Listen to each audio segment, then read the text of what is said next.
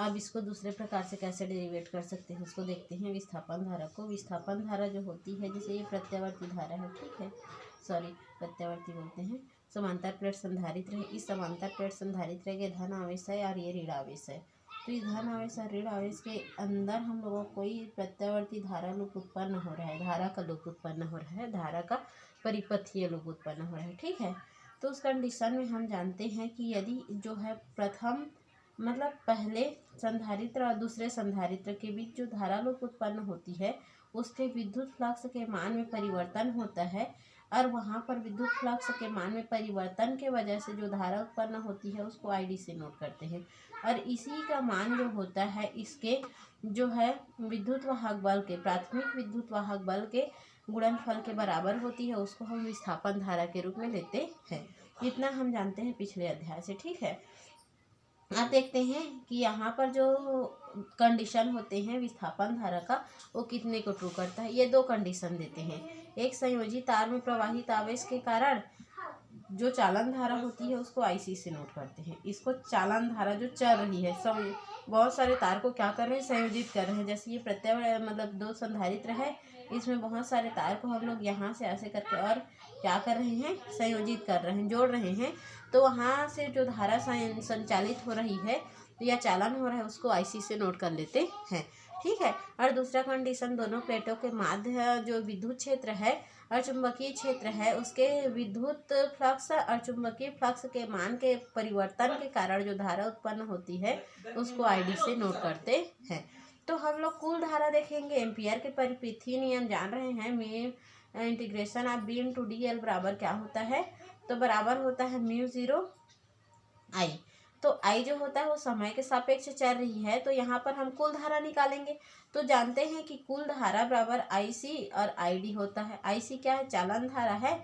ID क्या है, तो विद्युत क्षेत्र और चुंबकीय क्षेत्र के विद्युत फ्लक्स के परिवर्तन से प्राप्त धारा है। तो इन दोनों को आई के स्थान पर यहाँ सब्स्टिट्यूट कर देना है, तो आई की जगह आई सी प्लस आई डी हो जाता है। तो हम लोगों को इंटीग्रेशन आप मतलब एम्पियर का परिपथीय नियम बी इंटू डी एल का मान मिल जाता है mu zero I C plus epsilon zero D phi E बटा डी टी।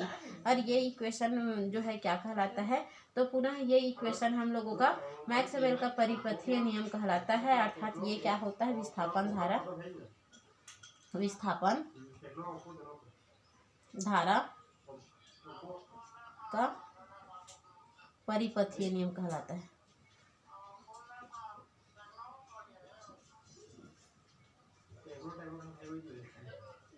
परिपथीय नियम कहलाता है, ठीक।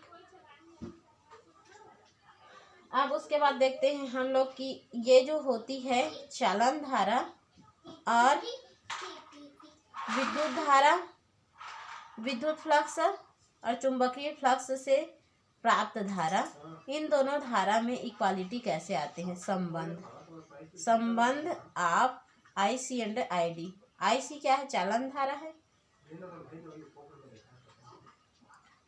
और ये विद्युत क्षेत्र, विद्युत फ्लक्स और चुंबकीय फ्लक्स से उत्पन्न धारा है, ठीक है। तो ये दोनों धारा इक्वल होते हैं, उसको समझने के लिए हम देखते हैं आईडी और आईसी दोनों इक्वल कैसे होंगे। तो इसके लिए जो कि हम जानते हैं आईडी जो होता है वो epsilon zero D phi E बटा डी टी के बराबर होता है, ठीक है। तो डी फाई ई बटा डी टी के बराबर होता है। एप्सिलॉन नॉट को रख देना है, डी बाई डी टी को यहाँ पर छोड़ दिए। अब बताओ, हम जानते हैं फाई ई बराबर बंद परिपथ में कभी भी बद्ध चुंबकीय फ्लक्स का मान परिवर्तन का मान उस पर आवेश के A1/एप्सिलॉन 0 गुना होती है।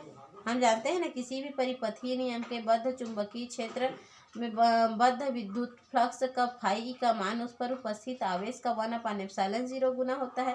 तो फाई ई बराबर जब इतना जानते हैं उसको रख देंगे तो आ जाएगा Q/एप्सिलॉन 0।